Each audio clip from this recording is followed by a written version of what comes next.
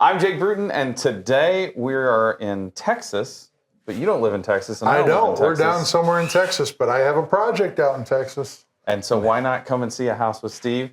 And today we're going to talk master bathroom details hidden in the wall. I walked through this bathroom, and I was like, okay, they've thought of everything, they've considered everything, and it's pretty darn well executed. And I thought, why not? We don't talk enough about blocking and plumbing and those sorts of things. So our lay of the land here. Give us the lay of the land. We have the entrance over here. The entrance is over here. It's a bilateral symmetrical bathroom, meaning the tub is right down the middle. If we draw a line there, what happens over there is opposite hand over here. And it's basically I think it's a 66-inch vanity that comes off of the wall. So we have his and her vanities. Then we have the shower back to your left. Directly behind you is the toilet closet, wall-hung toilet, linen closet around the corner here, and that's your bathroom. Okay, so on both sides, we have blocking at countertop height, and then we have blocking about 16 inches off the floor. So these are wall-mounted vanities. Yep. And then we have blocking down at the floor because we built up the floor, so we needed a baseboard catch. Yep. Down there. So everything that's going on the wall, the blocking is taller and wider than it needs to be so that the cabinet guys can just come in, lift the cabinet up to that line and put screws in it. I love that. That's one of the things that I feel like a lot of production homes just miss. You just don't get the ability to have things securely fastened to the wall the way we do in custom homes. So in that sense, there's blocking all the way across 3 stud bays here because the builder doesn't exactly know where the toilet paper holder is going to go, but they know the height that they want it at roughly. So it's going to be the homeowner will get to sit on the toilet and go, let's put it right there. It's genius. It's 2 extra boards or 4 extra boards. It took 2 minutes to do that, and that will save a callback in year 3 when the toilet paper holder rips off the wall. Well, it saves that, but the other thing that it saves is the frustration of the homeowner. If you put a block in the middle and the homeowner says, well, I'd really like to have it over here. Well, there's no blocking there. You can't have it there. Yeah. Right? Then they're like, oh, whatever. Then just put it wherever. Right? But by having that as an option, now the homeowner can get whatever they want. Yep. So on the plumbing standpoint, you mentioned wall-hung toilet. Yep. You and Eric Ani did a couple... We shot a video on that, and we got him down here, too. It seems like half the Build Show team is out here. I had a 10-minute conversation with Eric. You got to watch their video. Eric convinced me to start trying some wall-hung toilets. I like the cleanliness factor. I like the fact that it gets me a little bit more space. That shorter toilet, this room doesn't have to be as deep. Yeah. Our camera operator is standing directly over top of the bathtub. A standalone tub. Yep. And this standalone tub also has a 7.5-foot tall window in front of it. And the shower also has a 7.5-foot tall window in front of it. And I asked the homeowner, Alex, and Alex said, it's a big lot. You really can't see, the neighbors probably can't really see anything.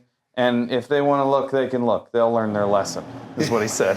And I was just like, that's great. They'll learn their lesson. They won't look again. But in this shower, we have a Moen. What is the model name? Is it DTV? Is that what it's called? Yeah, I forget. It's the same one that Reisinger has at his house. Go back and watch his build. Yep.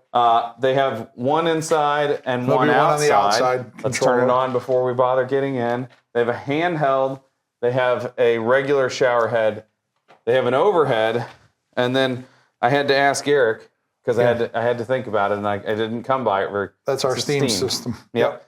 So they have a steam shower that has 3 shower heads and electronic controls, and the biggest window I've ever seen in a shower. I want to see this one come together. Yeah, and we have a linear drain underneath the bench. You see the blocking for the benches in. We have a little raceway here that's a little towel or a shampoo shelf and soap dish shelf and some accent tile there. So, yeah, we try to think of everything. You know, that built-up floor system is nice because it inherently gives you the ease of a curbless shower.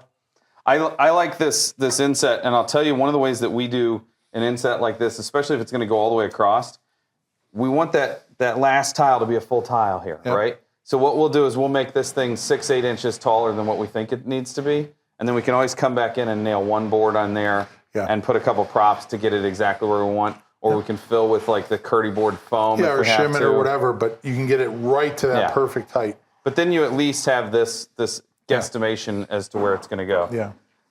And then the last thing that I wanted to point that we're not going to make the cameraman do that. There's speaker wire in the ceiling, and it does this zigzaggy thing. Yep. That's future in-ceiling. Do you have a name? We have a name up in New England. They call them whips. Yeah, So so we would call it a whip if you were doing it for the vanity Yeah. light. I hadn't thought about it being a whip for that. And it's just burning extra wire in the wall so that we can move that thing around and get it exactly where we want. One of the other things, though, that I'll point out, this is one of my first times ever doing wall-mounted faucets. So they're not coming typically out of the counter. They're going to come out of the wall here. And notice that both hot water and cold water are all called to be insulated out here. Well, and that's a good point. This is an exterior wall. Yeah. You're comfortable putting plumbing in an exterior wall? In Texas, we are, and we're insulating it. We have zip our outside of that. So, yeah, I am comfortable. And we have even the cold water lines get insulated so we don't get any condensation in the wall system. Yep. There's a lot of details that have been, you can tell in this. And it looks like it's really set up for an opportunity for success. So, always, man. Thanks for coming out. Don't forget to sign up for the newsletter. There are 2 newsletters a week. There are 12 of us making videos. You're going to miss it if you don't sign up for the newsletter. It's important. I miss things if I don't actually pay attention to the newsletter. Contributors like Eric Ani. Video where he cuts open the hot water tank. There's people laughing at the other end of the house because they can hear us picking at him. But you got to go check that video out.